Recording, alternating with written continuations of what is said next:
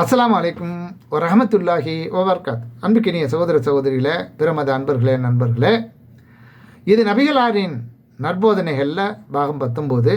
இந்த காணொலியில் இறை நெறிகளை பற்றி பார்க்க இருக்கிறோம்.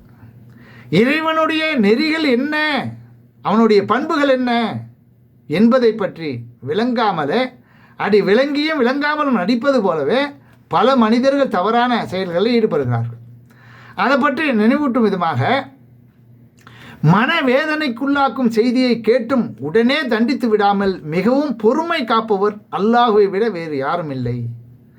மனிதர்கள் சிலர் அவனுக்கு குழந்தை இருப்பதாக கூறுகிறார்கள். அதன் பிறகும் அவர்களுக்கு உடல் நலத்தையும் உணவு வளத்தையும் அவன் வழங்கி கொண்டிருக்கிறான் என்று நபிகள் நாயகம் ஸல்லல்லாஹு அலைஹி வஸல்லம் அவர்கள் இதில் குழப்பம் செய்து அதை பற்றி சிந்திக்காமல் இறை நெறிகளை புரிந்து கொள்ளாமல் வாழக்கூடிய மனிதர்களுக்கு நபிகள் நாயகம் ஸல்லல்லாஹு அலைஹி வஸல்லம் சொல்லக்கூடிய ஒரு அற்புதமான அறிவுரை.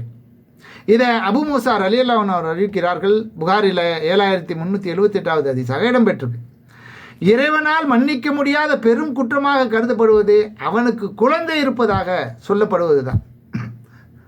அது இன்றைய உலக மக்கள் அநேகமானவர்கள் செய்து கொண்டிருக்கிறார்கள்.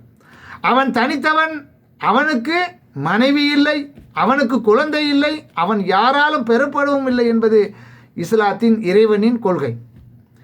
இப்படி இறைநெறிகள் இருக்கும் போது அவனுக்கு குழந்தை இருப்பதாக கூறுவது அல்லாஹ்வுக்கு கடும் கோபத்தை ஏற்படுத்தும் சொல்லாக இருக்கிறது.